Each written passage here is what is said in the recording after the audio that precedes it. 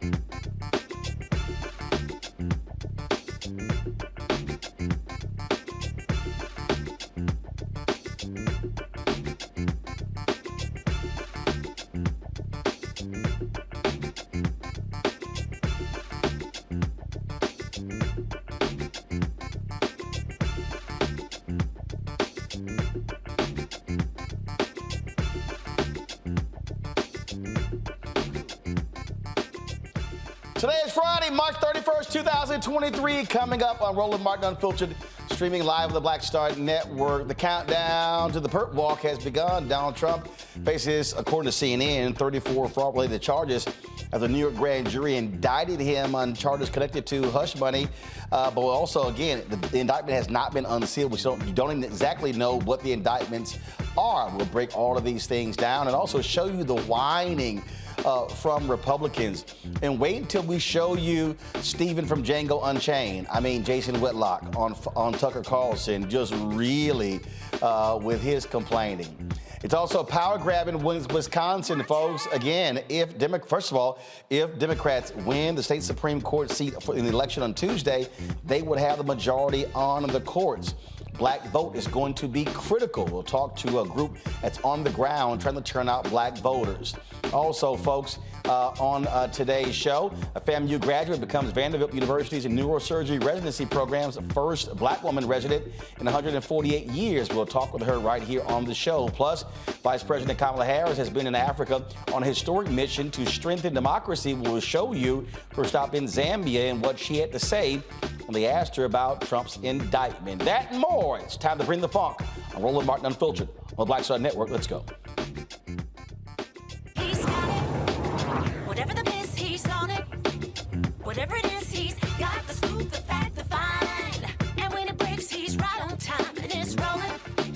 Best believe he's knowing. Putting it down from sports to news to politics. With entertainment just for kicks, he's rolling.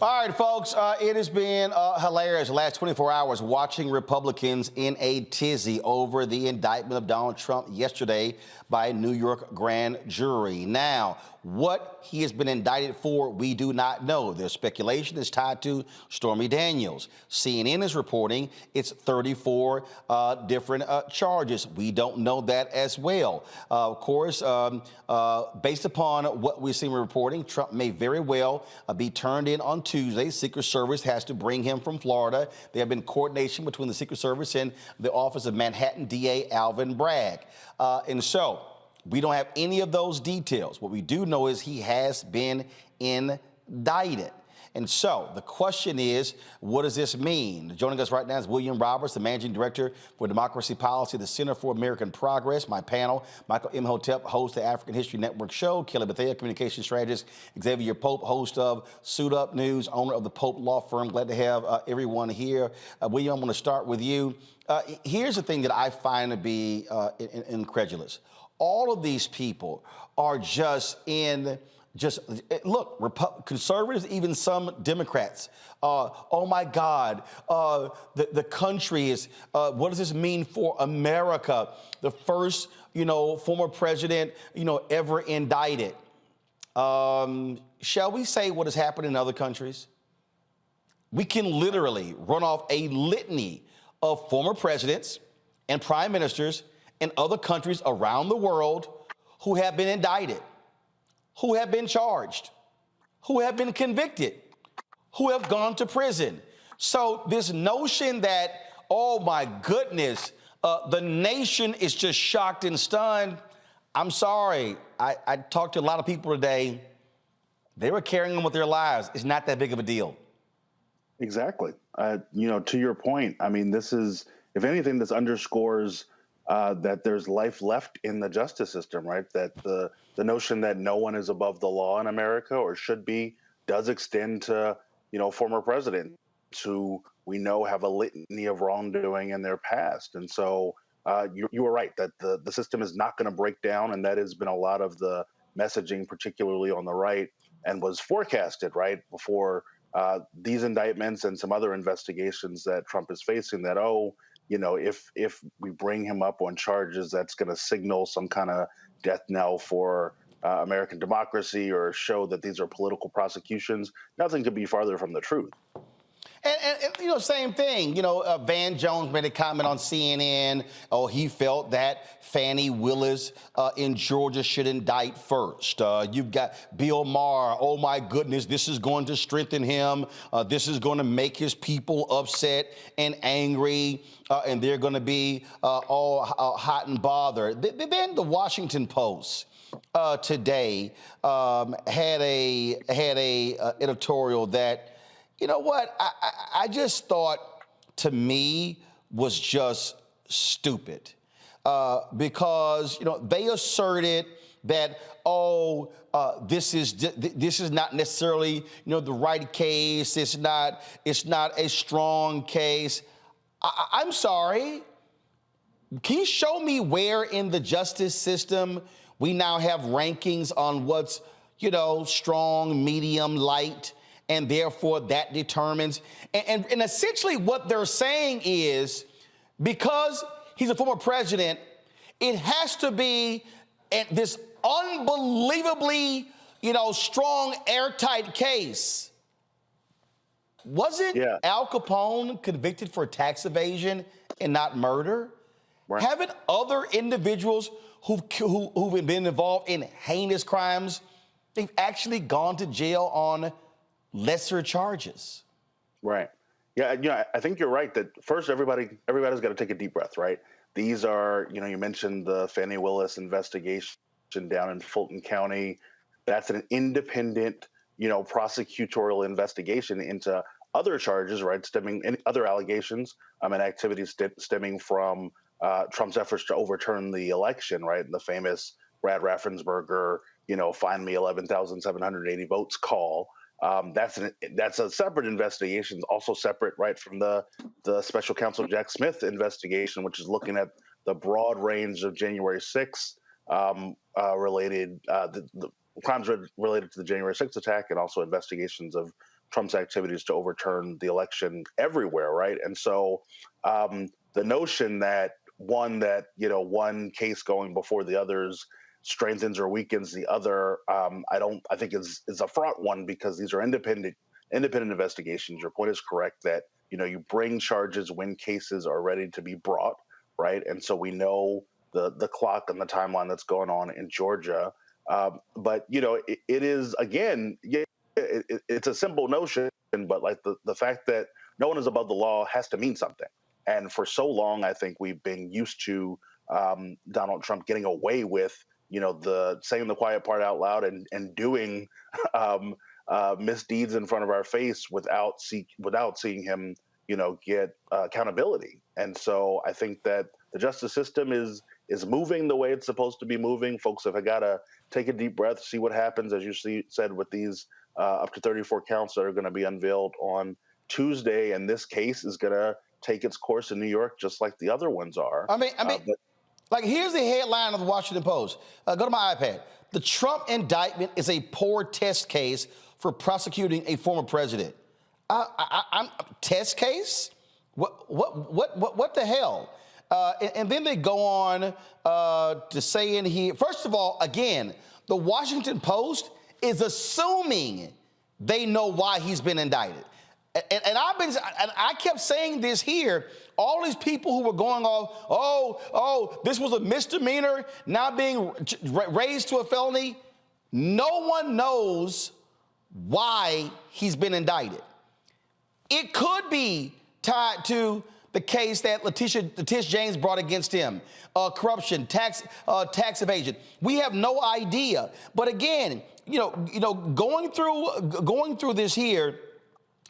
They go, falsifying records in this way is usually a misdemeanor in New York, but it was done to cover up another crime. It could turn into a felony. The idea here is that the hush money payment constituted an improper political donation because it benefited Mr. Trump so close to the election. And then they go on and on and on. And then they talk about the strategy is novel. Well, let's keep in mind, John Edwards, United States Senator, went to trial for hush money. This ain't new. Okay, it's not new. And then you go on here and they're complaining about breaches of campaign finance law, undermines democracy and deserves to be taken seriously. Yet the potential, this is what I need you to, yet the potential downsides of indicting Mr. Trump ought to be taken seriously too.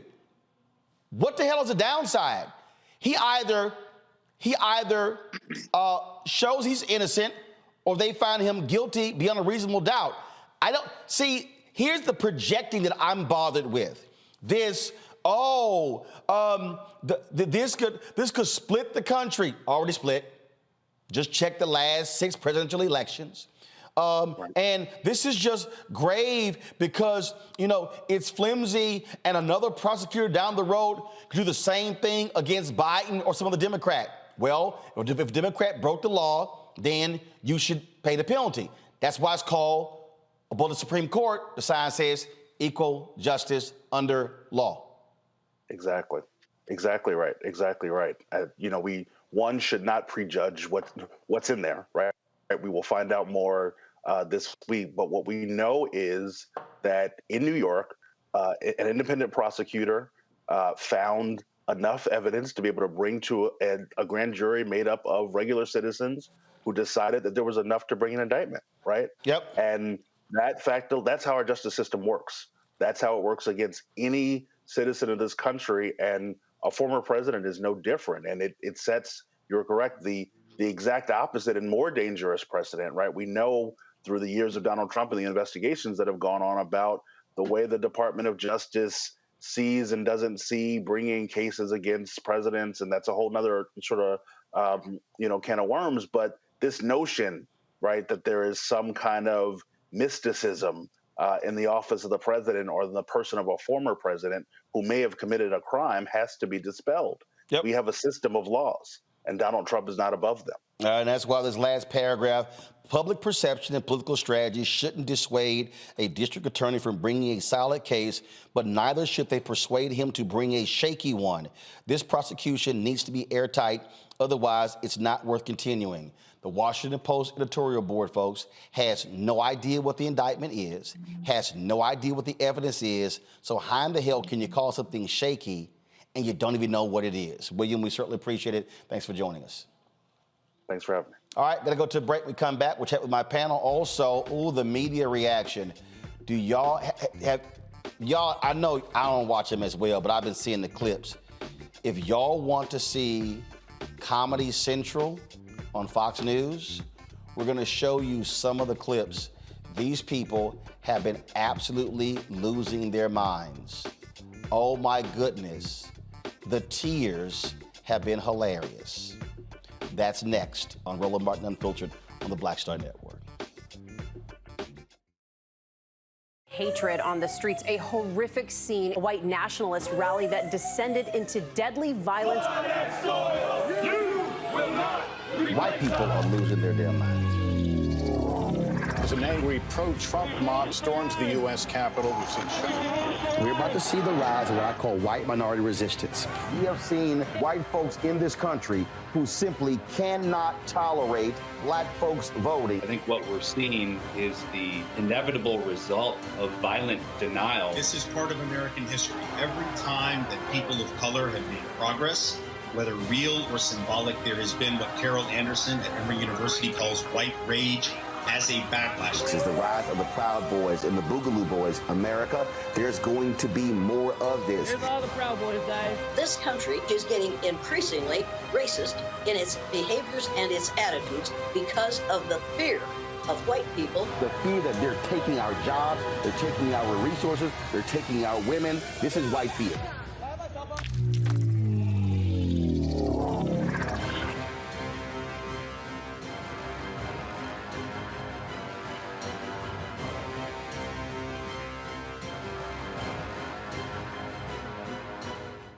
A lot of these corporations or people that are running stuff push black people if they're doing a certain thing. What that does is it creates a butterfly effect of any young kid who, you know, wants to leave any situation they're in, and the only people they see are people that are doing this. So I gotta be a gangster, I gotta shoot, I gotta sell, I gotta do this in order to do it. And it just becomes a cycle. But when someone comes around and is making other, oh, we don't, you know, they don't want to push it or put money into it. So that's definitely something I'm trying to fix too, is just show there's other avenues. You don't got to be a rapper, you don't got to be a ball player. You can be a country singer, you can be an opera singer, you can be a damn whatever, you know? Showing the different avenues, and that is possible, and it's hard for people to realize it's possible until someone does it.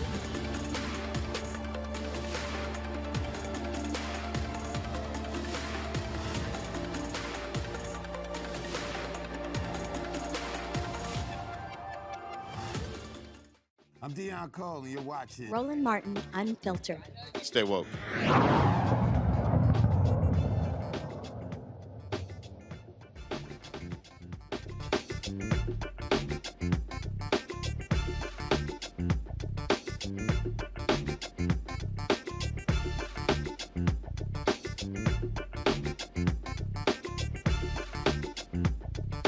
Ooh, the tears that have been flowing in the last 24 hours has been absolutely hilarious.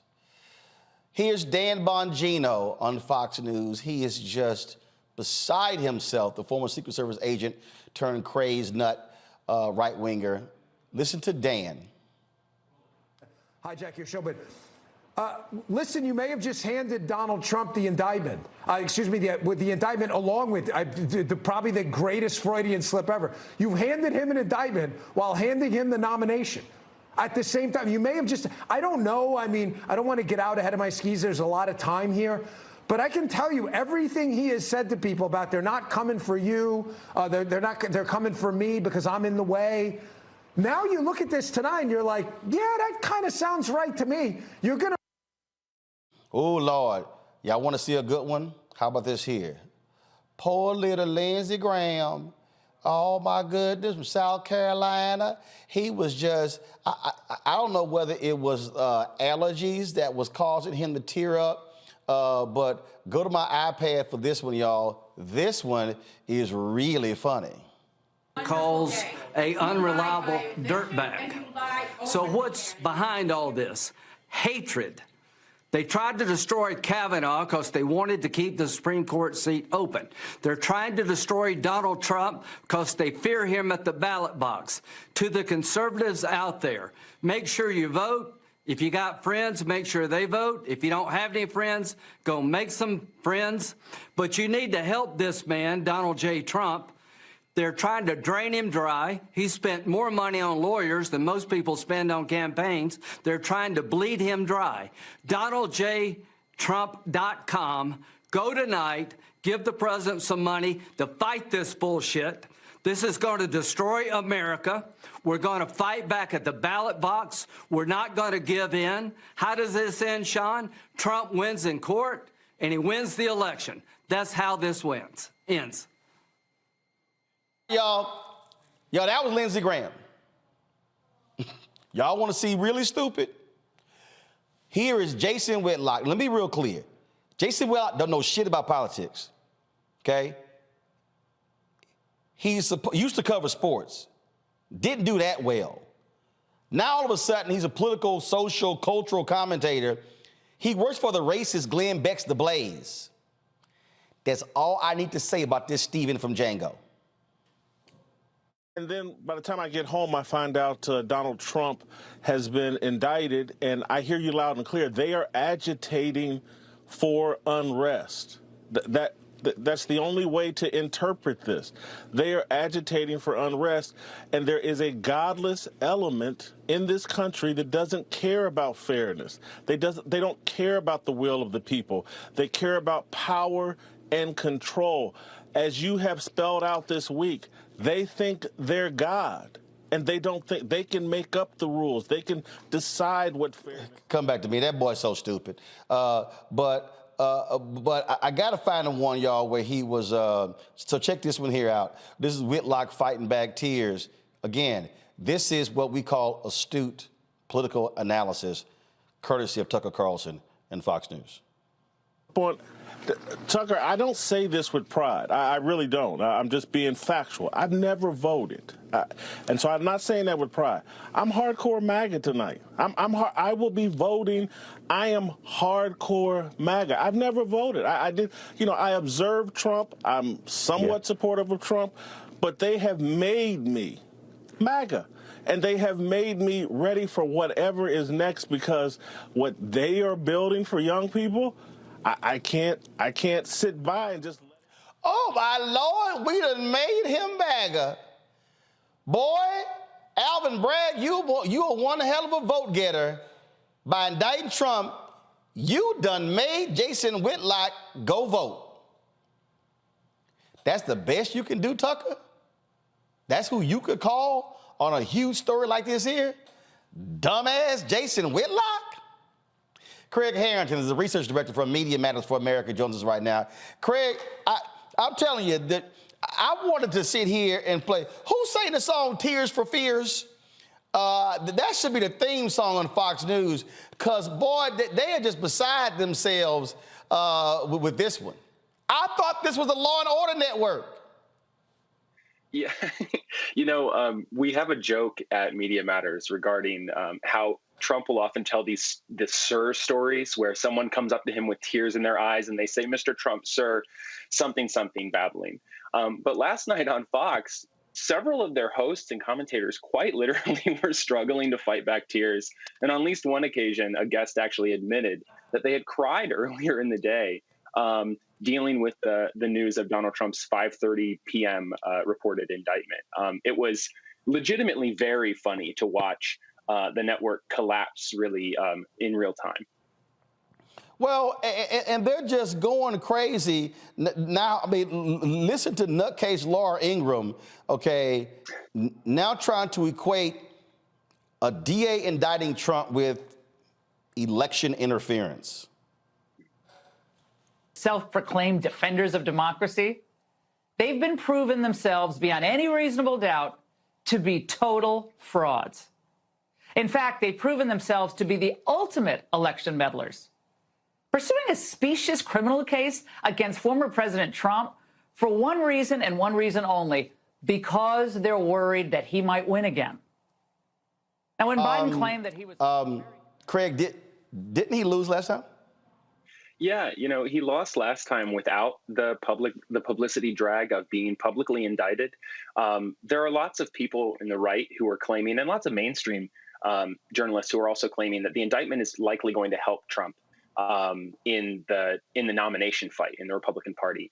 But there was good polling from Quinnipiac just, I think, 2 days ago that said that the majority of the public did not want to vote for a president who was facing indictment.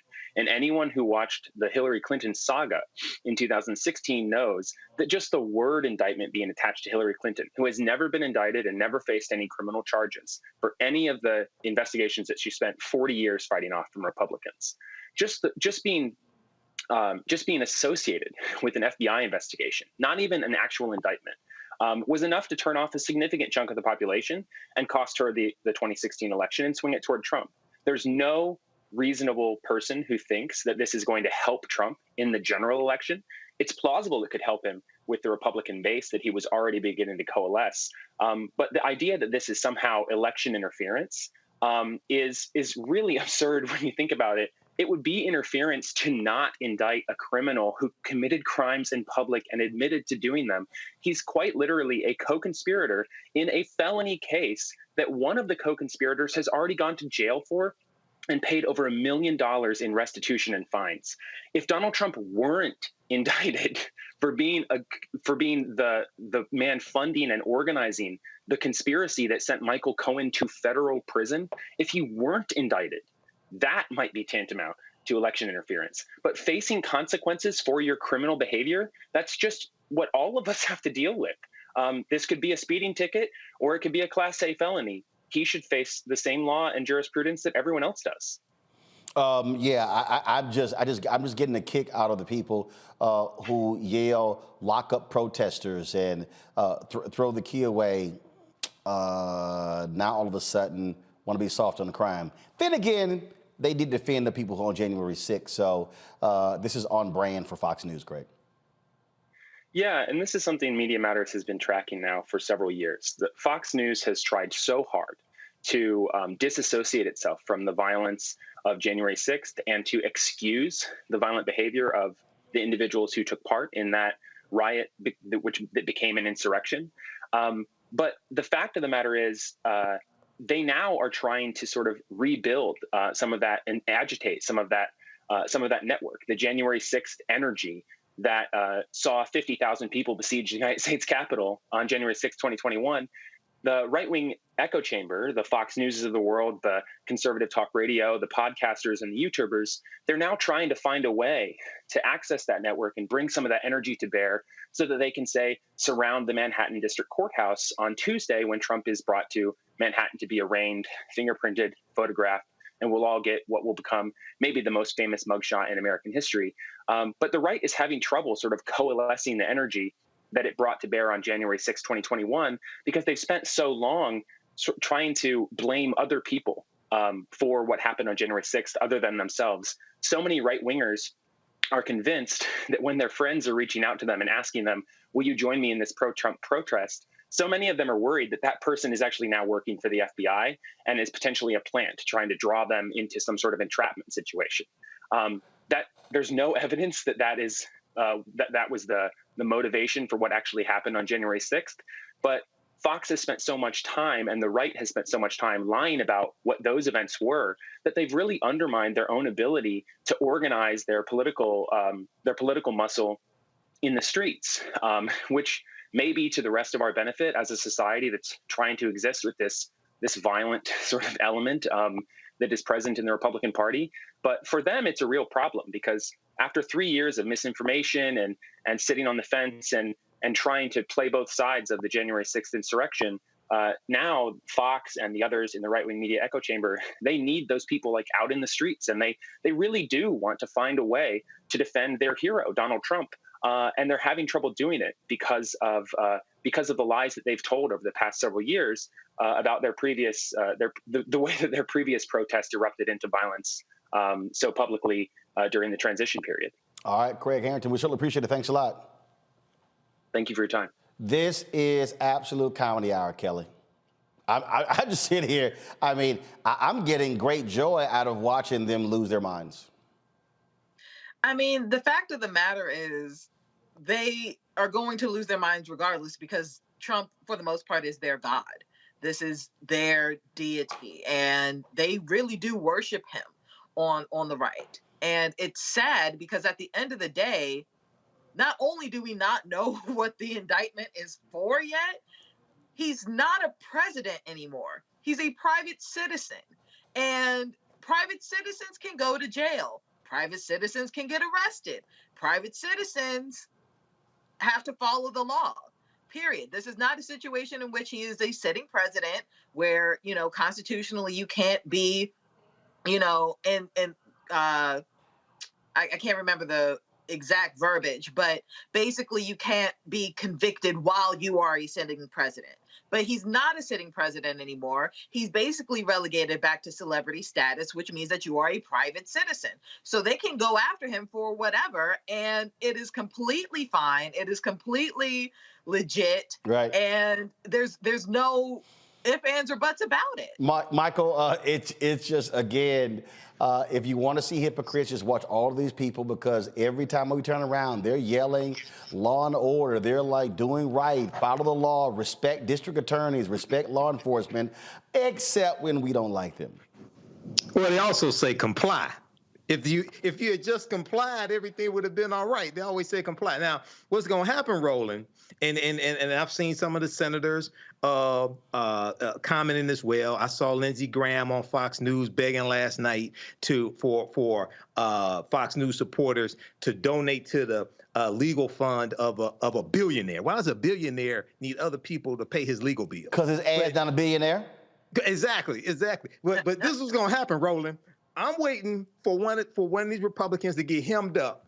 And the reporter's going to ask them, wait a second, if everything was the same, but the difference was it was Barack Obama instead of Donald Trump, you mean to tell me if they were indicted for document frauds, over 30 counts of document frauds, if they were indicted on the same thing, you would be here defending that as well? Because that's what's eventually going to happen. If this was reversed, and it was Barack Obama instead of Donald Trump, Republicans would be against. They would be calling for the indictment of President Barack Obama. Remember, they damn near wanted to impeach him for wearing a tan suit during Easter. Yeah. Okay. So, yeah, this is the chickens coming home to roost. I'm here for this. I'm here for this. First of all, Tuesday, if he surrenders on Tuesday, Xavier, these people are about to lose it. But also, I can't wait till they actually unseal the indictment so we can actually see if it's 34 counts. And it's going to be a lot of folk with egg on their face if this thing is bigger than Stormy Daniels. It will be, but I think that the die is cast in the cult of Donald Trump. Whoever's going to support Donald Trump will continue to support him. They will find ways to cover that up. But what I haven't heard talked about in this whole piece about which talking about Van Jones, which case should be brought first, this particular prosecution and all the others show a course of conduct.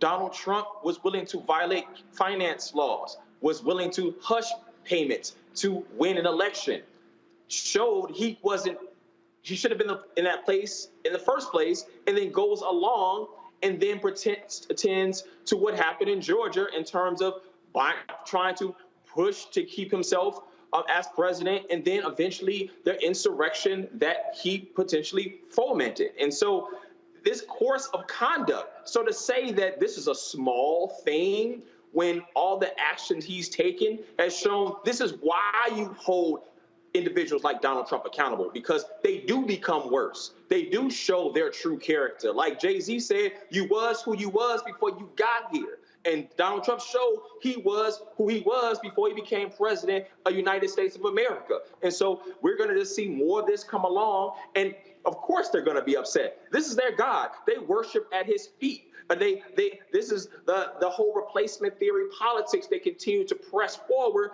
and they need to be able to show so they can be able to continue to pour into the MAGA. But on Tuesday, Roland, are you going to pour out the black yak and have that on deck?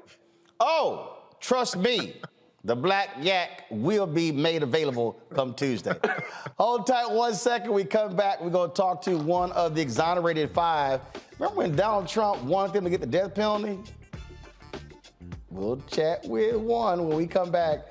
If y'all watching on YouTube, hit that like button, y'all. We should easily be over 1,000 likes. Also, hit the share and like button on our OTT app. Don't forget, support us by downloading the app. Apple phone, Android phone, Apple TV, Android TV, Roku, Amazon Fire TV, Xbox One. You can also, and Samsung Smart TV, support us as well. Join our Bring the Funk fan club. Check in money orders. Go to P.O. Box 57196, Washington, D.C., 20037-0196. Cash App, $RM Unfiltered, PayPal, R Martin Unfiltered, Venmo, RM Unfiltered, Zelle, Roland at RolandSMartin.com, Roland at RolandMartinUnfiltered.com. We'll be right back. When you talk about blackness and what happens in black culture, we're about covering these things that matter to us, speaking to our issues and concerns. This is a genuine people-powered movement. There's a lot of stuff that we're not getting. You get it, and you spread the word. We wish to plead our own cause. Too long have others spoken for us. We cannot tell our own story if we can't pay for it. This is about covering us. Invest in black-owned media. Your dollars matter. We don't have to keep asking them to cover our stuff. So please support us in what we do, folks. We want to hit 2,000 people, $50 this month, raise $100,000. We're behind 100,000, so we want to hit that. Y'all money makes this possible. Checks and money orders go to P.O. Box 57196, Washington, D.C. 20037-0196. The Cash App is $RM Unfiltered. PayPal is R Martin Unfiltered. Venmo is RM Unfiltered. Zelle is Roland at RolandSMartin.com. Coming up on the next Black Table, a conversation with Professor Howard W. French on his new book, Born in Blackness, covering 600 years of global African history and helping us understand how the world we know today is a gift from Black people. There could have been no West without Africa and Africa. That's on the next Black Table with me, Greg Carr, only on the Black Star Network.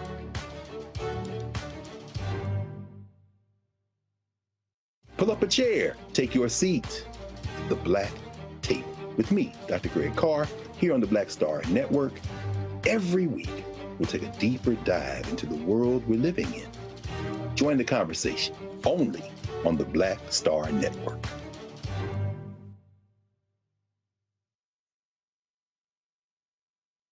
I'm Deborah Owens, America's Wealth Coach, and my new show, Get Wealthy, focuses on the things that your financial advisor and bank isn't telling you, but you absolutely need to know. So watch Get Wealthy on the Black Star Network.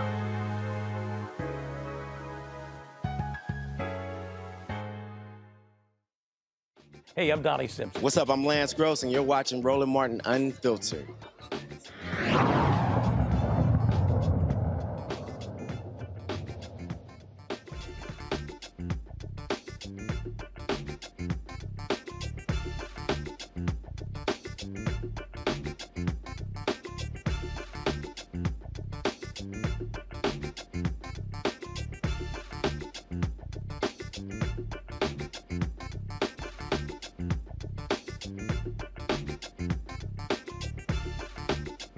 All right, y'all, 1989, Central Park 5 were arrested. Donald Trump took a full-page ad out saying these folks should get the death penalty. Well, now they're called the exonerated 5, and Yusef Salaam says, karma, ain't that something? He joins us right now from Harlem, New York. Yusef, glad to have you on the show.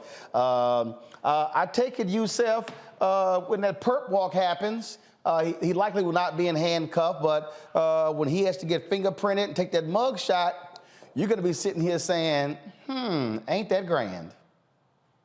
Hey, listen, times like this, here we are 34 years later, almost 34 years later when we think about it. This ad that was ran in New York City's newspapers really was calling for our deaths. And I think that the intimidation tactics that we've heard about as it relates to Donald Trump sending out signals to Alvin Bragg, or to people to do something to Alvin Bragg, is really tragic, because the criminal justice system is there in order to ensure that justice is for all and not for some. But the way that it's wielded is that we've never received justice. And I'm talking about we as a people. In fact, I call it the criminal system of injustice, because it is alive and sick. It is operating exactly as it was designed in the minds of the people that created it. But at the same time, maybe, perhaps, as our good Dr. Martin Luther King Jr. said, the arc of the moral universe. We are here witnessing history, I think, and this is a very, very powerful time. But at the same time, I think if we get the opportunity to witness true justice, perhaps Yusef will start calling it the criminal justice system all over again. Well, and the thing that, again, looking at all of his supporters, boy, they didn't have all that compassion for y'all. No, they didn't. As a matter of fact, after Donald Trump ran this ad in New York City's newspapers, bring back the death penalty, bring back our police, this essentially put a bounty on our heads. And what happened as a result of this was folks like Pat Buchanan wrote in the papers a little while after that, well, why don't we just take the eldest one, Corey Wise, and hang him from a tree? This is the environment that we were living in back in 1989. This is the environment that we were not supposed to survive from. Had we survived prison, prison was supposed to be a death sentence for us. But had we survived prison, we were supposed to receive a social death from all involved, all of the whole population of America, in fact. Anywhere we went, we were supposed to be run out of there. And the beautiful thing about it now is that all of those lived experiences, everything that we have grown through, or everything that we have gone through, we have actually grown through in order to be able to show up at this very moment in time. Well, it is just, again, amazing to watch all of this unfold. And I really do hope Fannie Willis down in Georgia drops an indictment against him as well, because the lesson should be, don't matter how much money you got, don't matter if you used to sit in the Oval Office. You do wrong, the justice system shall deal with you. Absolutely, absolutely. And, you know, the thing about it, too, and I love the fact that Alvin Bragg has gotten the opportunity to be the person who kickstarts this, right? You know, those of us who have had justice elude us, we have been so close to the pain. In fact, we have been in pain. Our families have been in pain. And the truth of the matter is that we need to now have seats at the table. And, you know, it occurred to me as I'm looking at these new opportunities that are opening up, specifically for me, that I need to groom myself to start running in the political process. And so one of the great things that I've done is that I've literally said, you know what, I want to run for city council here in New York City, not because it's politricks or politics as usual, but because we need new righteous actors in all spheres of government, in all spheres of system issues, so that we can restore what should be in terms of what's going on right now. When you ask the average person, what do they think when they hear the words of the Constitution, we the people, they would tell you, I think they're talking about us. But black and brown people were considered 3/5 of a human being when that document was being ratified. Now we get the opportunity to fully participate. And the truth of the matter is that they really want us not to participate. They want us to literally stand by the wayside, to sit in the window of life while everyone else looks in the mirror. And it's our time now. Well, Youssef, look, we will all be waiting and watching to see what happens. And maybe all of these people who are standing with Trump, maybe now they'll become supporters of criminal justice reform. And they'll be against mass incarceration. Maybe that'll happen. No, it's not going to happen. I appreciate it, man. Good seeing you. Man, great seeing you too, brother. All right, y'all, we come back. I got a couple more things to say about Fox News. And they lost a huge decision today in that Dominion lawsuit. Oh, I can't wait for that trial to start next month. I'll tell you what happened today that could cost them billions of dollars. You're watching Roland Martin Unfiltered on the Black Star Network, folks. Don't forget, support us in what we do. Hit the like button if you're on YouTube. Download our Black Star Network app, Apple phone, Android phone, Apple TV, Android TV, Roku, Amazon Fire TV, Xbox One, Samsung Smart TV. You can also join our Bring the Funk fan club. Your dollars make it possible for us to do what we do. Folks, it costs us $190,000 a month to run this show, to run the 5 shows on the Black Star Network. Our OTT app alone is $161,000. Folks, look, the money is real. You say this is what you want, but look, we have to pay for it. So your support, trust me, matters. And so send check-in money orders to P.O. Box 57196, Washington, D.C. 20037-0196. Cash App, $RM Unfiltered. PayPal is R Martin Unfiltered. Venmo is RM Unfiltered. Zelle, Roland RolandSMartin.com, RolandUnfiltered.com. Be sure to get a copy of my book, White Fear, How the Browning of America is Making White Folks Lose Their Minds, available at bookstores everywhere. Also order on Barnes & Noble, Amazon, go to Target. You can also download your copy on Audible. And don't forget, we're now on Amazon News. If you go to Amazon Fire, go to Amazon News. You can pull up our 24-hour streaming channel as well. We'll be right back. Hatred on the streets, a horrific scene, a white nationalist rally that descended into deadly violence. White people are losing their damn minds. As an angry pro-Trump mob storms the U.S. Capitol, we've seen shooting. We're about to see the rise of what I call white minority resistance.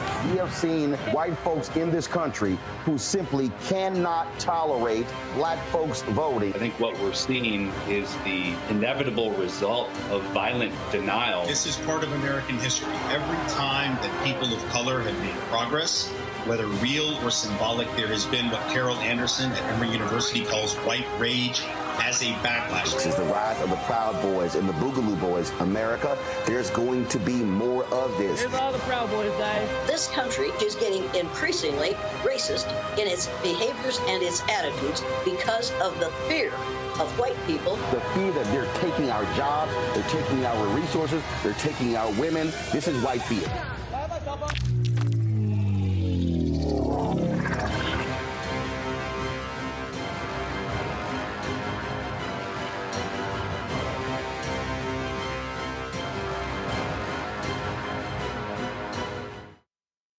On the next A Balanced Life with me, Dr. Jackie, re-entry anxiety. A lot of us are having trouble transitioning in this post-pandemic society and don't even realize it. We are literally stuck between two worlds, in purgatory. How to get out of purgatory and regain your footing and balance. What emotions they're feeling and being able to label them, because as soon as you label an emotion, it's easier to self-regulate. It's easier to manage that emotion. On the next A Balanced Life on Black Star Network.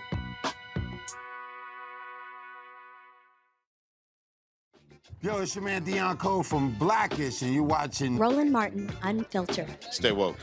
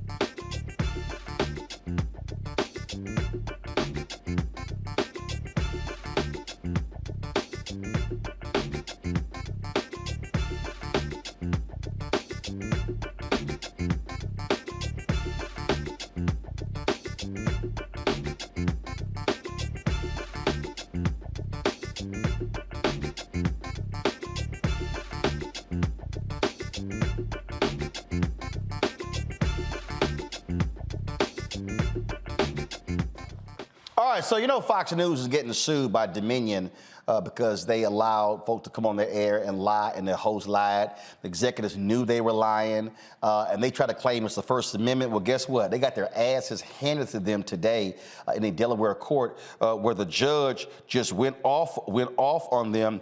Xavier, check this out. The judge said, quote, "The evidence developed in this civil proceeding demonstrates that is all caps, bold-faced, crystal clear that none of the statements relating to Dominion about the 2020 election are true."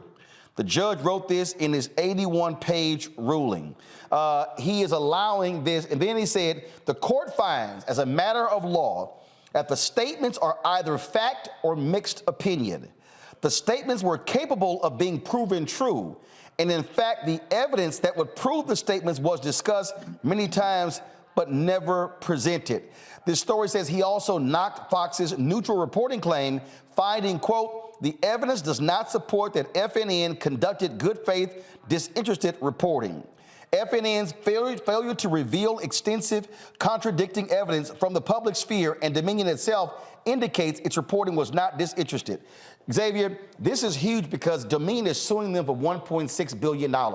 They have uncovered evidence where Suzanne Scott, the CEO of Fox News, literally said, stop the fact checkers from fact checking Trump's claims because our audience is getting as upset. It's bad for business. How about lying being bad for business? And you know what's going to be bad for business? Getting smacked with $1 billion judgment. And in fact, the judge purposely did not limit the damages when this thing goes to trial next month. This could be a huge, huge blow to Fox News. And I'll be pouring out some black yak for that one too. Yeah, pour it out. And F around and find out is undefeated, Roland. I think that it's so interesting that the New York Times versus Sullivan case and being central in terms of protection of journalism and free speech and being able to report on matters, Fox News turning it completely on its head and being openly defamatory for profit and admitting that they were being defamatory for profit to please an audience, to feed them lies, and admit and openly having records to this. This will eventually lead to uncovering more evidence about how terrible Fox News has been. If anything, this presents the opportunity for Dominion to move for summary judgment in its favor against Fox News. Don't necessarily think that will happen per se, but this advances a very, very, very strong case against Fox News, puts them in a hell of a box, and they're in a hell of a trouble. I mean, Michael, to sit here and look at the stuff that Dominion has revealed, where their own hosts say they're lying. Right. They've got text messages. They've got emails. They've got them in their own words. They got Rupert Murdoch admitting under deposition, yeah, we weren't telling the truth. And they're trying to use the First Amendment as cover for lying? Nah, that ain't how this works. Yeah, this was all about ratings. They were afraid of losing Trump voters if they told the truth, and Trump voters will go somewhere else like OAN or some other medium. And it's even worse than that. What came out during the deposition is that they do have a fact-checking group, and they will go to the fact checkers to check claims that Trump and Trump acolytes were making, things like this, find out that they're false, but still put them on the air anyway. And that's documented as well. Okay, so hopefully this bankrupts Fox News. The other thing is that organizations like Color Change and other organizations, just like they went after Bill O'Reilly's advertisers, they and other organizations need to go after Fox News's advertisers again over this as well. Here's the thing, Kelly, that I'm just getting a kick out of. So you were afraid that your viewers were going to flee and it was going to cost you money. Now this is going to cost you money. A lot of money, $1.6 billion worth of money, which is a lot of money. And here's the thing, the contradictions between what people within Fox are saying, the rationale behind them doing this, and then what the statements are that they're putting out as to why they're doing this. So for example, I'm reading one of the statements that a Fox News person, a spokesperson for Fox News said, and they said, quote, this case is and always has been about First Amendment and the protections of the media's absolute right to cover the news. And the fact of the matter is that what they did was exactly the opposite of what they're saying this case is about. They didn't deliver the news. They delivered propaganda. They delivered lies. They delivered ratings, but they did not deliver the news. And that's what the bottom line is here, because the truth is an absolute defense to a defamation case, and they do not have that on their side. They cannot use the truth as a defense in this case because all they did was lie. Well, that is all what they did, and I'm telling y'all, this is going to be fascinating to watch unfold, and so this would be another great trial that we're going to be checking out. So I swear, between what's going to happen on Tuesday and then Fannie Willis and this here, it is going to absolutely be. They may end up. I might be so drunk. Pouring black yak out for these fools is gonna be crazy. But I'm watching all of it. All right, y'all, we gotta go to break. We come back, more Roland Martin Unfiltered. And we come back, y'all, and just for the hell of it, I gotta play y'all the other Steven from Django, Leo Terrell. I gotta show that fool with his red MAGA hat on Fox News. If y'all wanna see Stucco Stupid, I'm just gonna play it just to laugh at his ass. So, I mean, that's what, I ain't got no other reason to play it, but I just gotta go ahead and laugh at this fool. All right, y'all, we'll be back. Roland Martin Unfiltered on the Black Star Network.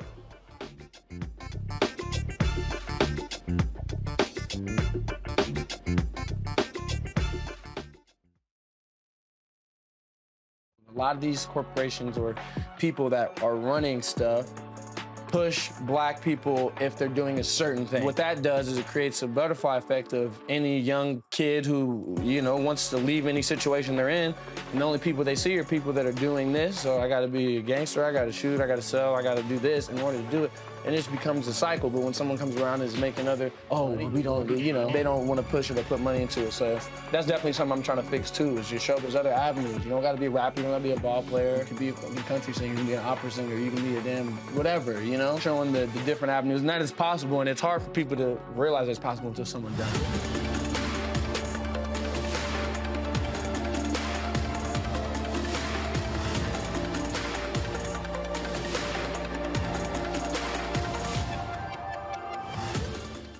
Coming up on the next Black Table, a conversation with Professor Howard W. French on his new book, Born in Blackness, covering 600 years of global African history and helping us understand how the world we know today is a gift from Black people. There could have been no West without Africa and Africa. That's on the next Black Table with me, Greg Carr, only on the Black Star Network.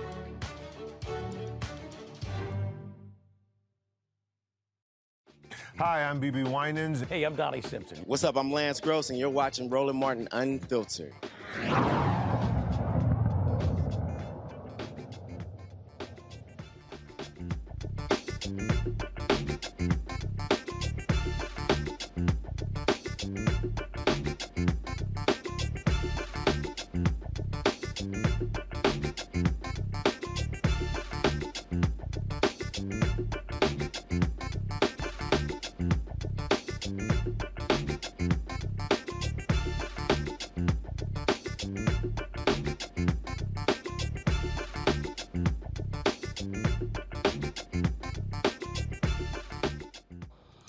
You know what, y'all? I really enjoy seeing unhinged, crazy, stupid people.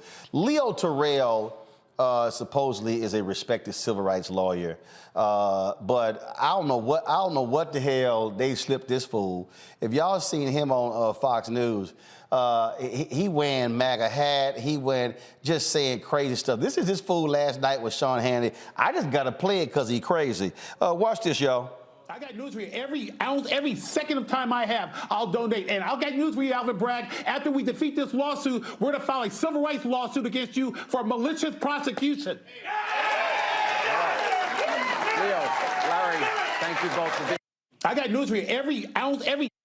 You actually think you're going to file a civil law?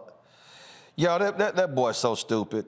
Lord, I don't understand these people. But again, I just want to show y'all, just before I go to my next story, if y'all really want to see dumb, just watch this here. This is from today on the 5. Listen to this. Alma mater. I have a new rule. The more elite the university and advanced that a graduate is, the dumber they are. the less likely I am to trust them. If you went to the Ivy League, prove to me that you have any common sense at all. You went Ivy League, right? Yes, and I sent one of my degrees back for a alma mater. Wow. I have a new... Wow. Yeah. She said you went to an Ivy League, and we know how dumb he is. I just had to go ahead and just play that. I just want y'all to understand, those people are loons, and that's why you see the nutcases that you see. And so let me go ahead and say this right here. So again, I love all these black people who say, all Roland Martin want us to do black people vote is Democrat. No, I actually want you to vote for black interest. And Tuesday in Wisconsin, black interests are on the ballot. Now, y'all here have heard me on this show talk a lot about the importance of the U.S. Supreme Court and state Supreme Courts as well. And so in Wisconsin, in the last 20 plus years, Republicans have had a death grip on that state. They've controlled the legislature. You have a Democratic governor, and they've stripped him of his powers, a lot of his powers, because Republicans control there. Now, they've dominated the state Supreme Court. The reason the seats there are gerrymandered is because of the state Supreme Court. Well, on Tuesday, you have Janet Protasiewicz, who's running against Daniel Kelly. Now, there are some other groups out there that have said Janet Protasiewicz, she's not progressive enough. Let me explain something to y'all. Daniel Kelly, we had a previous guest. He went to the Christian Broadcast Network University. That dude right there. That dude had no judicial experience before Scott Walker put him on the state Supreme Court. If you're black in Wisconsin, you should be voting for the Democratic candidate, because that now changes the political nature of the Supreme Court. Now, people say, oh, it's nonpartisan. If you run as a Democrat or Republican, it's a political race. That's what it is. And so April 4th, Tuesday, is a huge, huge election there and remember, here's the other key. These are 10-year terms, y'all. Whoever wins Tuesday is there for the next 10 years. If you're there, if you're in Milwaukee, that was a 50,000 vote drop-off for the 2018 midterms, 2022 midterms. Black Milwaukee, y'all should be turning out for Janet to keep the Republicans from controlling the state Supreme Court. Joining me now is the Executive Director of Souls to the Polls, Wisconsin, Reverend Greg Lewis. And again, Reverend, this is not about, oh man, you want Democrats. I want somebody who is likely going to rule in the interest of black people and is not going to be the MAGA Republican Kelly. That's for sure. I mean, this opportunity probably won't come for another 100 years.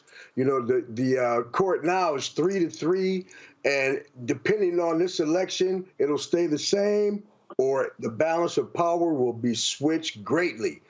We have to make sure that people just know there's an election. We've been so downtrodden, and suppression has been so good here in Wisconsin that people just don't even believe their votes count. But I tell them all the time, man, we don't have to march anymore. We don't have to riot. All we got to do is vote. That's a gut punch. And now we're on the march in cities all over the state, trying to make sure we let people know there's a vote and make sure they know what's at stake. Gerrymandering, drop boxes, election protection, all these things are on the slate. And here's the other piece. Y'all do the math. This is 2023. It's a 10-year term. That means when there's the next U.S. Census and when the next legislative maps, the state maps and the federal congressional maps are going to be redrawn, the state Supreme Court is going to be the final arbiters of those maps. You would want a 4-3 Democratic majority and not for a Republican Supreme Court to rubber stamp those maps that have historically diluted black voting power. And that's for sure. That's what the gerrymandering is. It's the maps. You know, they have drawn these maps so Democrats won't be able to win for the next 100 years if those maps stay the same. This is an opportunity to put someone in place who will do some fair mapping. And that's important. That's extremely important, because not only that, all these suppression laws that the Senate and the House in Wisconsin, all of them that came up, they all got vetoed by a Democratic governor.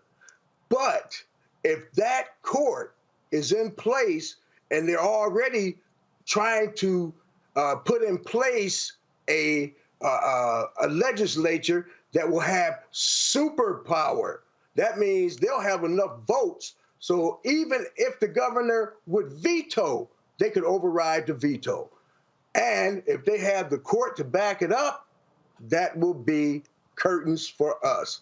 People need to understand, yeah, your vote counts. If your vote didn't count, why are so many important people trying to keep you from voting? 61 suppression rules, laws, legalized all over the country if there's not a Democratic governor in place to stop them.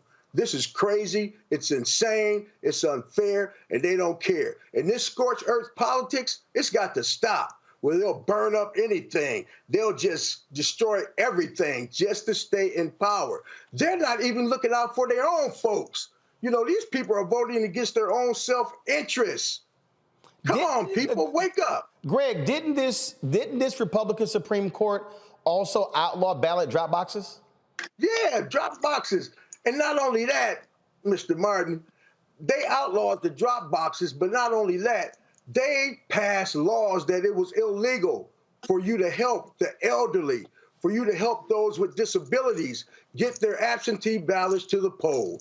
And one of the persons who was supposed to take care of elections from the Wisconsin Election Commission was in the paper saying that didn't we do a good job suppressing the black and brown vote? Yep. Come on, man. It's right in your face. Man, come on. This ain't checkers. This is chess. And now it's not even chess. It's checkers for them. They don't even care if you know they're trying to suppress you. They're doing it right in your face. Stop taking this mess. Now, we got to stop letting people do things to us, and we got to start making sure that they do things for us. And that vote is the only way we're going to really correct some of the damage that's been done in this state to black, brown, and poor people. So, Greg, this April 4th. When is the last day of early voting in Wisconsin?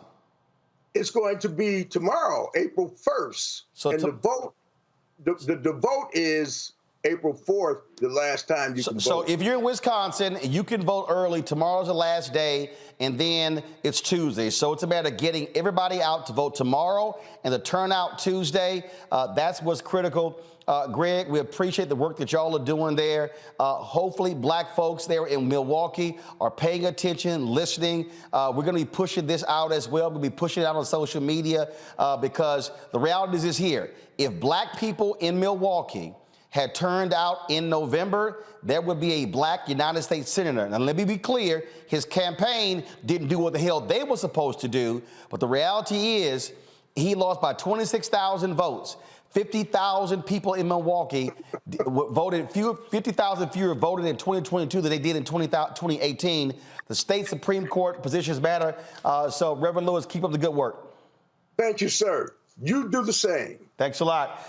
This is important, Michael, because we see what happened in Michigan, where you are. When the Michigan Supreme Court, when the composition changed, when all of those lawsuits came down, the Supreme Court was the final arbiter saying, nope, the abortion issue can be on the ballot. Nope, you got to move forward with the redistricting committee. All of those issues, state Supreme Courts are hugely important. And unlike the U.S. Supreme Court, states are elected. Yes. So this is a piece, Roland, that a lot of people don't seem to understand. And they'll just focus on maybe governor or mayor or something like this. Well, when you have issues dealing with law, whether it's business cases, whether it's dealing with cases dealing with what can be on the ballot, things like this, that goes to your state Supreme Court. Okay, so that's why it's important to not just vote for governor, not just vote for mayor, not just for maybe for those popular positions, but to understand the judicial branch of the government, because they rule on legislation from the legislative branch of the government, your state House of Representatives, your state Senate, but also on executive orders as well. It's so many things that they rule on that impact our lives. So state Supreme Court is extremely important. This is why Republicans fight so hard, right, to get their people into those positions. See, Kelly, again, I see all these people. I just did interviews with the Breakfast Club, Ebro in the morning, Vlad TV, and these fools. All Roland Martin want us to do is vote Democrat. This real simple. Dan, the non-judicial experience MAGA Republican, is running. Janet, the Democrat judicial experience person, is running. One of those two are gonna win. Mm-hmm. This ain't hard, Kelly. You got Janet, the Democrat, Dan, the Republican. Dan supports voter suppression. Janet don't. Dan will vote to get rid of ballot drop boxes. Janet won't. I'm trying to understand why this shit's so hard. Because they see titles and not policy. I mean, that's really the crux of it all. The fact of the matter is, if Republicans had Black interests at heart and not talking about the Black people who have white people's interests at heart, but truly Black Americans in this country, what our interests are, freedom to vote properly, criminal justice system that doesn't see color, a plethora of things that we need in this country for equity, and not just equality, but true equity in this country. If Republicans were about that and not just these dog whistles of wokeness, then yeah, we would be voting on that side of things. If this were a truly freer country in which we would have more than two parties to choose from, I'm sure that we would go with the party that have our interests at heart. But at the moment, right now, Democrats, or progressives rather, have, for the most part, Black people's interests at heart in this country. So that is, logic follows, that's who you should be voting for, the people who would be helping you out in the long run, not just for the sake of saying, oh, I'm a Democrat or I'm a Republican. I am Black first. I'm a Black woman first. Who has my interests at heart? Right now, it's the left wing. If the right wing gets their act together and has some things on the table that have my interests more than the left wing, then I'm a shift over. But right now, that's not the case. Right now, they are against my interests. They are against my personhood. They are against my Blackness. So I'm not going to vote for them. So that is the fact of it all. Xavier, it is real simple. Not one time have I said Democrats are perfect, that, oh, they're just so amazing and grand. I'm just not dumb. I'm looking at this thing and saying, this person, that person. Let me look at who is Dan Kelly going to side with. Dan Kelly is going to side with all MAGA bills that come out of the legislature. Is MAGA interested in Black people? Hell no. So I got two choices. That's all I got. I got Dan, Janet, Janet, Dan. Ain't no mystical third candidate in the ether floating around who I can vote for. So I don't care who you are. All you simple Simon asses who sit here and y'all post your dumb ass comments, okay, who know nothing, and y'all go, oh, they cut from the same cloth. Well, guess what? Your ass want a clean cloth or a dirty cloth? Because I know somebody don't want to give you a cloth. This is not that hard. And then I had some fool, Xavier. This probably was the best one. This dumbass literally posted publicly, I ain't voting till they get rid of the Electoral College.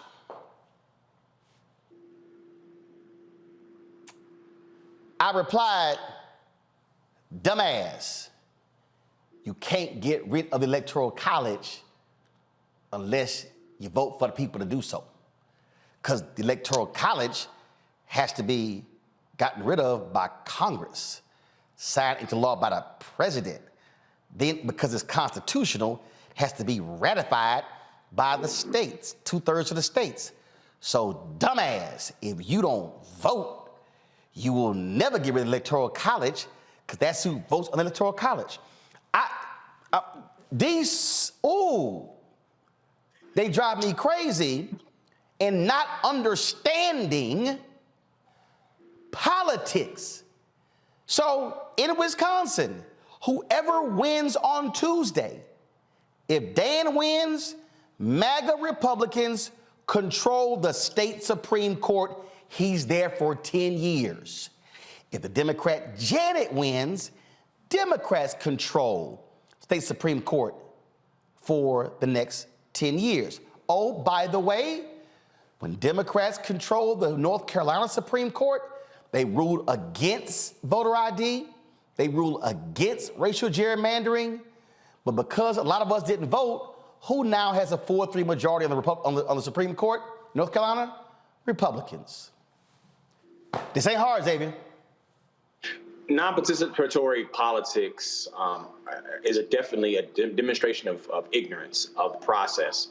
And you started out this particular segment showing someone with an Ivy League education saying that having an Ivy League education makes someone stupid. And what that does is play to our modern society that now seems to elevate stupidity, seems to elevate a hot take over a genuine inquiry and curiosity, and how to actually unpack issues in a smart and intellectual way.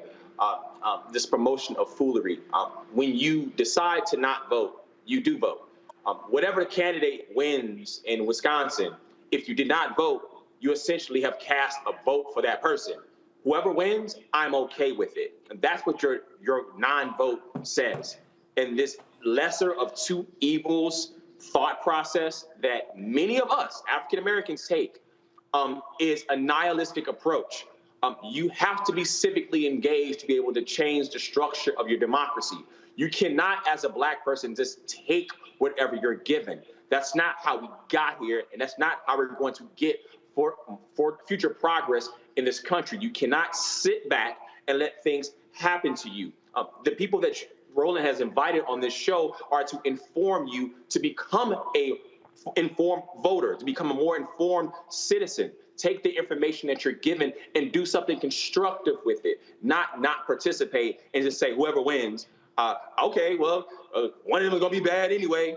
That's a really ignorant and foolish and low vibrational way of thinking about participatory democracies.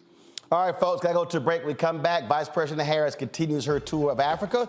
We'll tell you what happened in Tanzania. You're watching Roland Martin Unfiltered right here on the Black Star Network.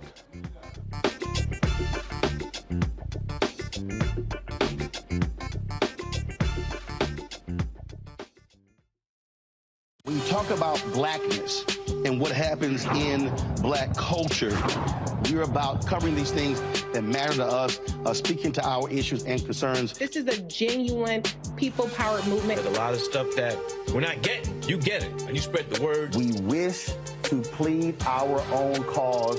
Too long have others spoken for us. We cannot tell our own story if we can't pay for it. This is about covering us. Invest in Black-owned media. Your dollars matter. We don't have to keep asking them to cover our stuff. So please support us in what we do, folks. We want to hit 2,000 people, $50 this month, raise $100,000. We're behind 100,000, so we want to hit that. Y'all money makes this possible. Check some money orders. Go to P.O. Box 57196, Washington, D.C. 20037-0196. The Cash App is $RM Unfiltered. PayPal is RMartin Unfiltered. Venmo is RM Unfiltered. Zelle is roland@rolandsmartin.com. Pull up a chair, take your seat. The Black Tape with me, Dr. Greg Carr, here on the Black Star Network. Every week, we'll take a deeper dive into the world we're living in. Join the conversation only on the Black Star Network. What's up, y'all? I'm Will Packer. I'm Chrisette Michelle. Hi, I'm Chaley Rose, and you're watching Roland Martin Unfiltered.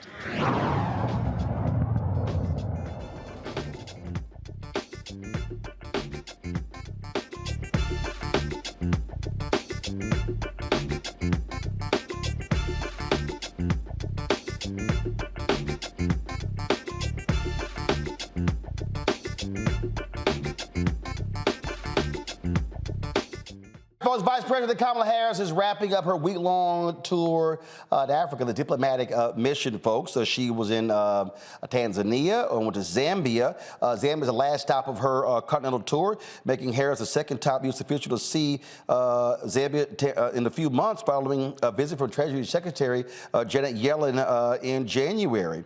Now, Harris, who visited Zambia as a child, her grandfather lived there, received a warm welcome from local girls she inspired to achieve greatness. She reiterated calls for speedy finalization of Zambia's debt restructuring, accusing China, the primary creditor to many African nations, of dragging its feet after Lusaka sought help with its debt through a G20 mechanism. Harris and Zambian President Hakainde Hichilema held a joint press conference to discuss the U.S. efforts to deepen its engagement with the continent to counter the growing influence of China and Russia.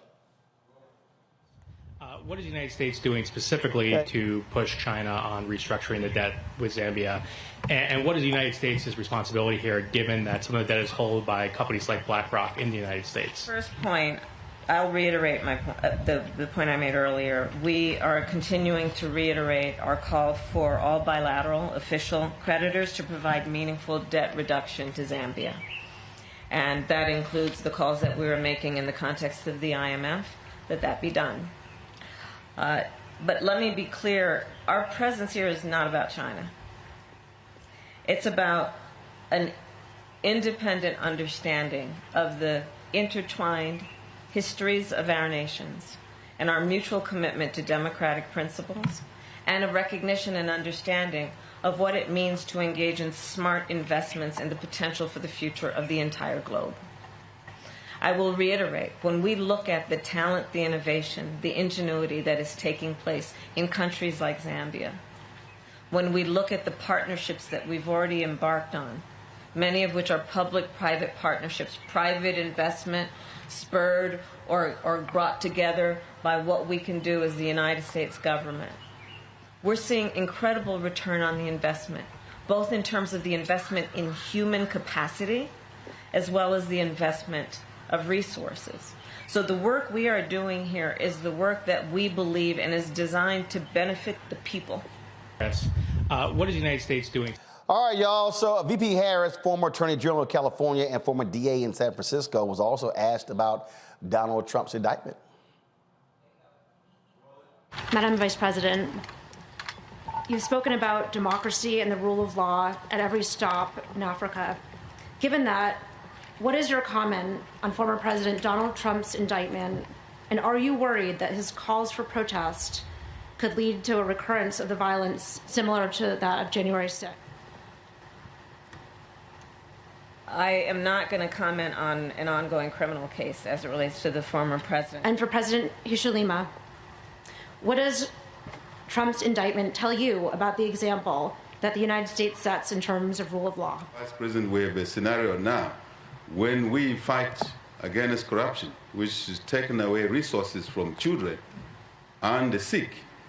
Sometimes names are thrown into it and perceptions are created that are totally inappropriate, because transgressions against the law, if you take what belongs to the public, you have offended the law, and the name does not matter. That is my answer. Thank you.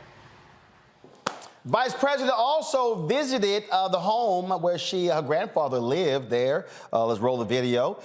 This, of course, she spent about a month there with her grandfather when he worked in the country when she was a child. She previously traveled, like I said, she previously traveled to Ghana and Tanzania, and so that was some of the time she took with her trip there. So pretty good tour. That's a photo there of her with her grandfather as a child, and so good. Great trip there for the Vice President. All right, y'all. Got to pay some bills when we come back. More Roland Martin Unfiltered, the Black Star Network. We'll talk with a young lady who is the first neurosurgeon resident at Vanderbilt. That's next in our Education Matters segment. Don't forget, download our app, Apple phone, Android phone, Apple TV, Android TV, Roku, Amazon Fire TV, Xbox One, Samsung Smart TV. Also, of course, watch us on Amazon News. If you go to Amazon Fire, click Amazon News, and you can check out our network right there. And also, If you have Alexa, you can say, Alexa, play news from Black Star Network. The audio will be playing as well. Don't forget, support us as well. Support us.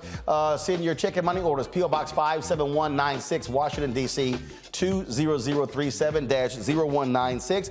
Cash App, $RM Unfiltered. PayPal, R Martin Unfiltered. Venmo is RM Unfiltered. Zelle, Roland at RolandSMartin.com. Roland at RolandMartinUnfiltered.com. Be sure to get a copy of my book, White Fear, How the Browning of America is Making White Folks Lose Their Minds. Ben Bella Books, Bookshop, Amazon, Chapters, Barnes & Noble, Books A Million, IndieBound, Target. You can download your copy as well on Audible. And of course, if you're watching there, Henry, give me this camera right here. If you're watching, y'all see that little QR code in the bottom corner right there? So if you look right there, actually, go back. Pull up the graphic, please. That little QR code, bottom left-hand corner. Point your phone to that QR code. It'll take you right there to purchase the book. We make it easier for you. Be right back.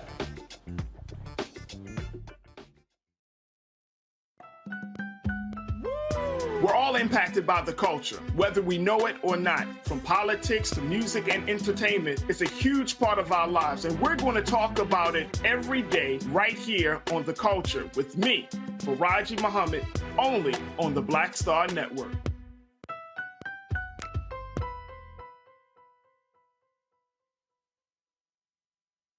Hi, I'm Dr. Jackie Hood Martin, and I have a question for you. Ever feel as if your life is teetering and the weight and pressure of the world is consistently on your shoulders? Well, let me tell you, living a balanced life isn't easy. Join me each Tuesday on Black Star Network for A Balanced Life with Dr. Jackie. We'll laugh together, cry together, pull ourselves together, and cheer each other on. So join me for new shows each Tuesday on Black Star Network, A Balanced Life with Dr. Jackie.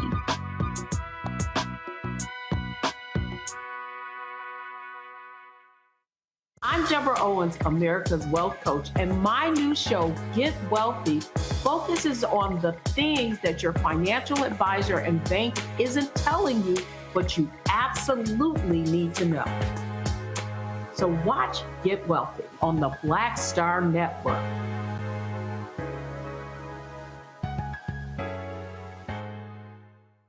Hey, I'm Deion Cole from Blackest. What's up? I'm Lance Gross, and you're watching Roland Martin Unfiltered.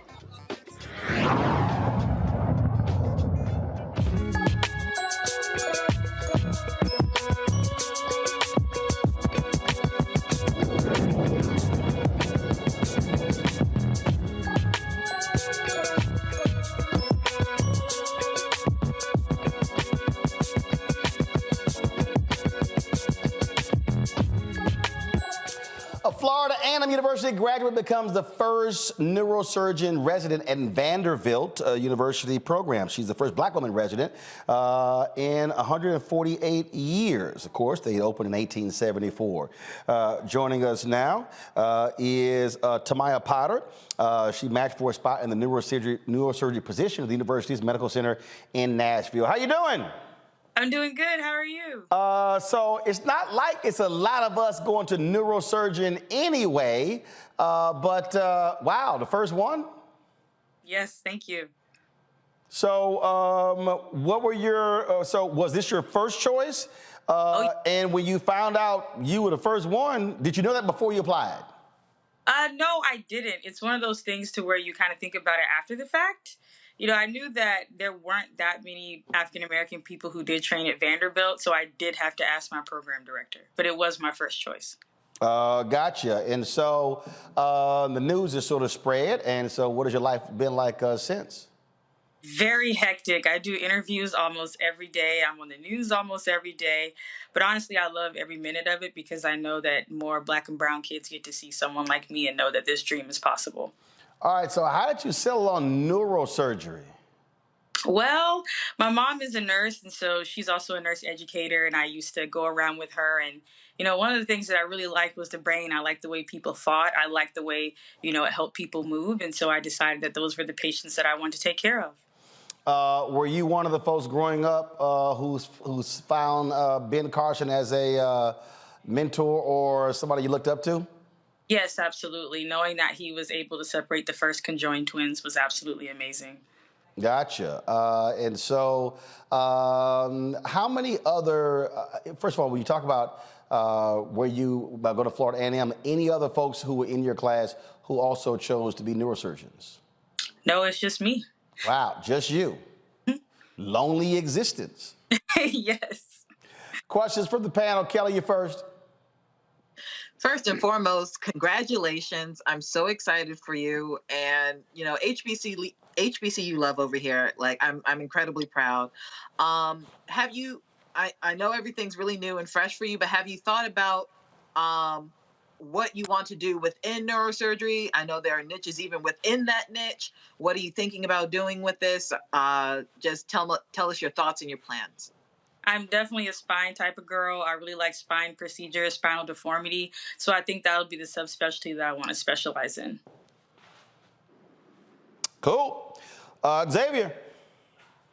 Well, congratulations to you for making history. And you are inspiring other young Black girls and young Black boys to follow your footsteps. So congratulations to you. Many blessings upon your path. My question to you, because I talk a lot about sports, what do you think about the future of brain science as relates to sports medicine? In terms of maybe diagnosing concussions sooner or more thoroughly, and also and some of the issues concerning how athletes can conduct themselves after finished playing when there are other injuries that could potentially be present. Do you see yourself having any interest in that area? Absolutely. So I know that there are a lot of technologies being made right now that can really see if patients can have a concussion on the field. I know football is one of the most, I would have to say that one of the most pressing sports where you do see a lot of concussions. And I know that there are a lot of technologies such as mouth guards or also in the helmets where they can look at the speed at which a player was hit and see if they're at risk for a concussion. So there are technologies out there that are willing to do that. For myself, definitely when it comes to spine and spinal trauma, I know there are a lot of sports where patients can have those issues. So I think there's definitely a role for that there. All right, Michael. All right, congratulations, Dr. Tamia Potter. So can you talk about why African-American female neurosurgeons, why there's such a lack of them? What's behind that, as well as African-American male neurosurgeons as well? Yeah, I think it's just a very large systemic issue. You have to think about the number of people going into medicine in general. The amount of people who are even applying neurosurgery as African-American people is such a low number because of the stigma that's around neurosurgery. Yes, it is a very competitive field. Yes, it requires a lot of sacrifice. But sometimes, even along my journey, it can be very discouraging. Not a lot of people pushing through that and going at almost at every step of the way. Tell you that you should have did something else, or you're not going to see your family because you decide to do neurosurgery. So I think there has to be more representation as well as more access to resources. So going to the high schools, going to the colleges, exposing neurosurgery to people at a younger age so they realize that this is possible. All right, thank you. And beyond neurosurgery, we still have a severe shortage of Black doctors in this country. Yes, absolutely. There is a definite severe shortage, and we have to do something about that. And you said your mother's a nurse, and what we're also seeing right now, with a lot of people retiring, there's a massive shortage of nurses in the United States. Yes, there is. And so let's say there's somebody out there who says, okay, that neurosurgery stuff is way too much. Nursing is a practical area, and again, with the number of available jobs, that actually is one of the growth areas in the medical profession. Yeah, it is. As long as you have nurse practitioners, physician assistants, registered nurses, LPNs, CNAs, there are so many different avenues that people can take to get into medicine that don't require you, becoming a doctor. And I think that the problem is that is not being exposed to people whenever they're in college or in high school, that these are actual career options. All right. So let's talk this here. So you're going from Florida A&M to Vanderbilt, HBCU to a PWI, but you also have the benefit where Vanderbilt is. You got Meharry, you got Fisk, You got other areas there in Tennessee State. So at least you got some good places to hang out. Yeah, I'm really excited. With the little time you will have. Yes, I'm just really excited to get back down to the South. Being in Cleveland, going to Case Medical School these last 5 years, I'm just so excited to be back in the South, to be around HBCUs. And that's one of the reasons why I chose Vanderbilt, is because they do have an alliance and a partnership with Meharry. And so I will be able to work with HBCU students and also try to get them to where they need to go. All right, then. Well, certainly congratulations on that. Good luck with it. And hopefully you won't have to deal with a lot of the crazies down there, because then again, you say, keep acting the fool, I might be the one operating on you. Right. All right. Thanks so much. I appreciate it. Thank you.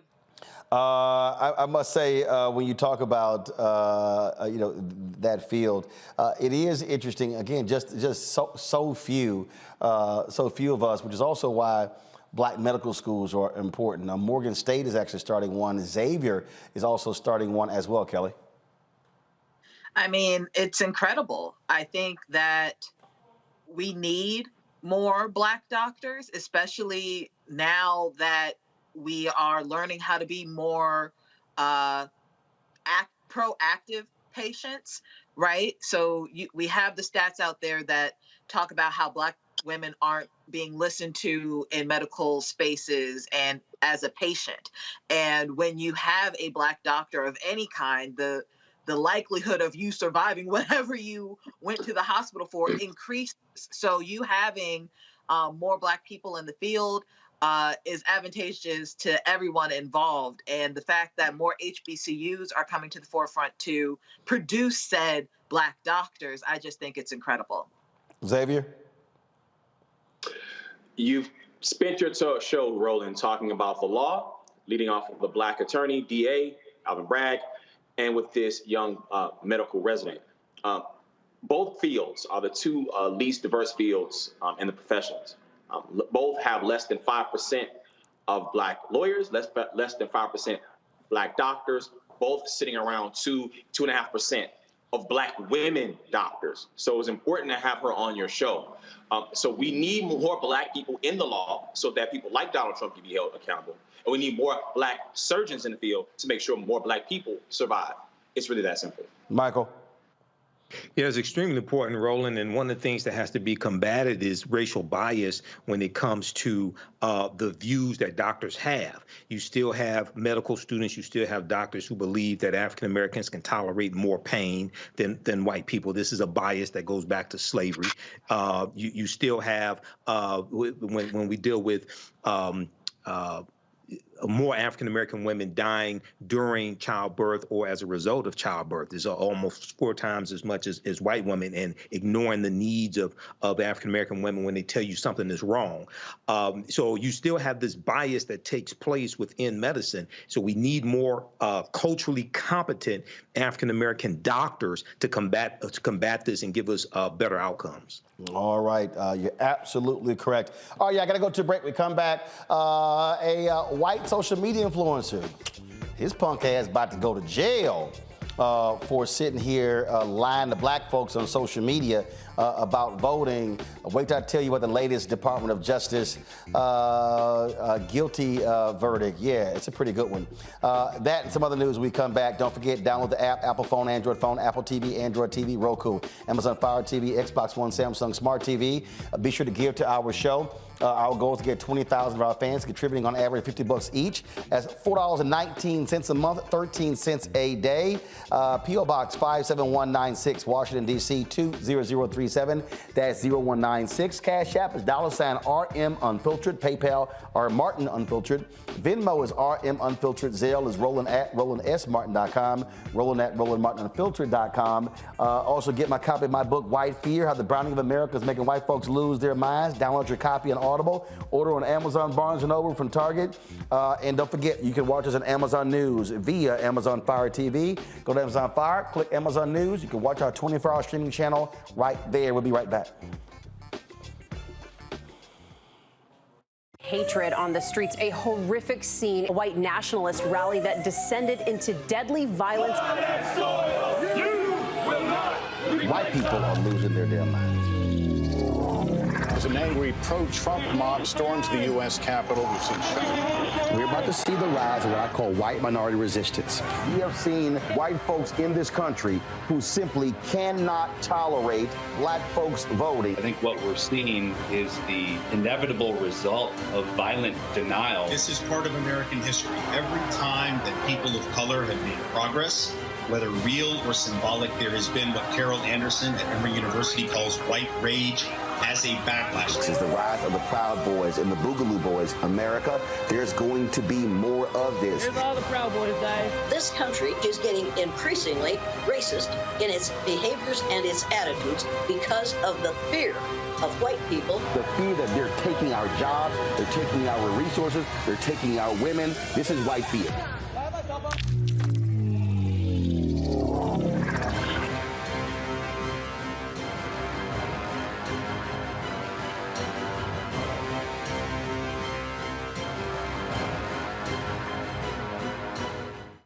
Pull up a chair, take your seat. The Black Tape with me, Dr. Greg Carr, here on the Black Star Network. Every week, we'll take a deeper dive into the world we're living in. Join the conversation only on the Black Star Network. Hi, I'm Kim Burrell. Hi, I'm Carl Payne. Hey, everybody, this is Sherry Shepherd. You're watching Roland Martin Unfiltered.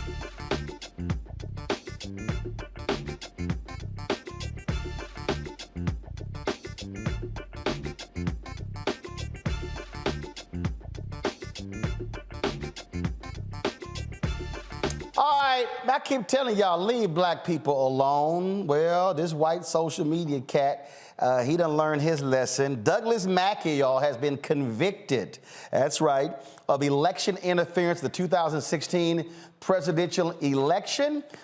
This is a press release from the Department of Justice, or the U.S. Attorney's Office, Eastern District. Douglas Mackey, also known as Ricky Vaughn, was convicted today by a federal jury in Brooklyn for conspiracy against rights stemming from his scheme to deprive individuals of the constitutional right to vote. It was a one-week trial there. He faces a maximum of 10 years in prison. The quote here, Mackey has been found guilty by a jury of his peers of attempting to deprive individuals from exercising their sacred right to vote for the candidate of their choice in the 2016 presidential election.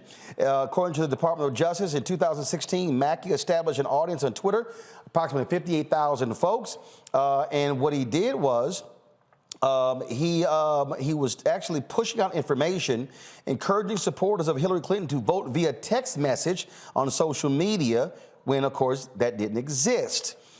He also was sending out tweets suggesting the importance of limiting black turnout as well. He ran ads such as defendant tweeted an image depicting an African-American woman standing in front of an African-Americans for Hillary sign. The ad stated, "Avoid the line, vote from home." I had the text number as well.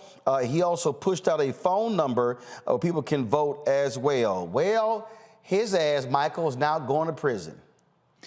And good, and there's going to be some brothers waiting on his ass when he gets to prison too. See, these people mess around and find out. You're going to get a record. You're going to go to prison. You're going to be caught. And this is in the tradition of the Department of Justice that was founded in 1870 during Reconstruction, largely to enforce the new rights of African Americans, especially voting rights, and go after those suppressing the vote, like the Ku Klux Klan. Because the next year, the Ku Klux Klan Act was passed, and that's still on the books, and that's being used in civil lawsuits against Donald Trump and his cronies as well for interfering with the January 6th certification of the Electoral College votes. So these people, once again, this is chickens coming home to roost. This is when you follow a cult leader, a death cult leader like Donald Trump. You messed around and found out. Brothers are waiting on your ass in prison.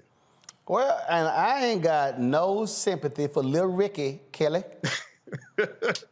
I don't think anybody should.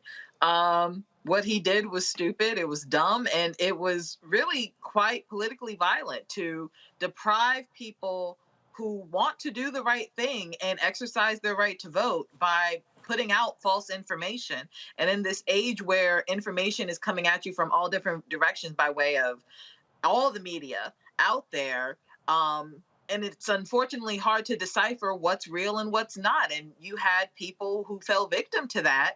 And I have no sympathy for those who took advantage of those people. We have a right to vote. We want to exercise our right to vote. And these people who fell victim to this man were trying to do the right thing and were sadly misinformed. So he needs to pay the price for that. Xavier, I guess Ricky, since he spent so much time on social media, he missed this video. We're going to talk about how we can find out and how much we can find out and what it takes to get there. So first we have to decide how much do we want to find out. So let's say in this case, I want to find out at a level of 7. You should set up a 4-box with him and the 3 level panelists. On my graph, and I come horizontally to my gradient line. Where it intersects with my gradient line, I'm going to come straight down to where it intersects with my fuck around line. Now there's going to tell me how much I have to fuck around to find out what I need to find out. See, as you can see, the more you fuck around, the more you're going to find out. And also, if you stay down here and you never fuck around, you'll never find out. So I hope this lesson is helpful. Thank you. All right, today we're going to talk about... Xavier? Thousands of average Americans should have learned this lesson. Donald Trump is now finding out that lesson now. But many of the cult have been willing to lie, go to jail, scam, scheme, ruin their lives for this man. Donald Trump is not going to come visit you in jail, dog. You go really find out in a little while what it's like to be in jail. And so many people treat this man as their savior. But when it's time to be saved, his ass ain't nowhere to be found. And he might be found out exactly where you are too, young man. Well, I'm just saying, you go ahead and act a fool. These are the things that are going to happen. So that's it. All right, y'all. Tomorrow here in the DMV, Bowie State University, they're going to be honoring the great Dionne Warwick tomorrow. They're unveiling, they're naming the theater after Dionne Warwick. It's taking place at 11 a.m. tomorrow. The Fine and Performing Arts Center on the campus of Bowie State. She will be in attendance as well. We'll be live streaming that unveiling on the Black Star Network. That's it. Xavier, Michael, as well as Kelly, thanks a lot. Kelly, yeah, we know you smiling because you went to Bowie State. Yeah, we know. All right, so we appreciate that. Thanks for being on the panel. I'll see y'all guys on Monday.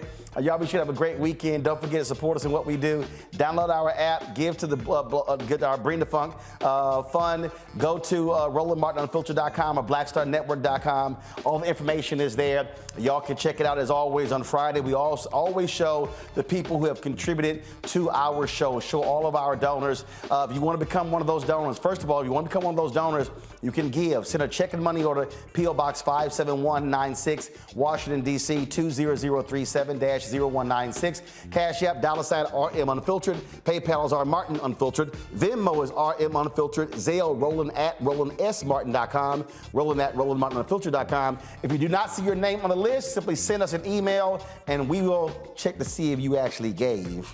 And then we will, of course, add your name to the list as well. Don't forget also download the Black Star Network app. Why are we starting that so early? Download the Black Star Network app, y'all. Of course, Apple phone, Android phone, Apple TV, Android TV, Roku, Amazon Fire TV, Xbox One, Samsung Smart TV. Folks, I'll see y'all on Monday. Holla!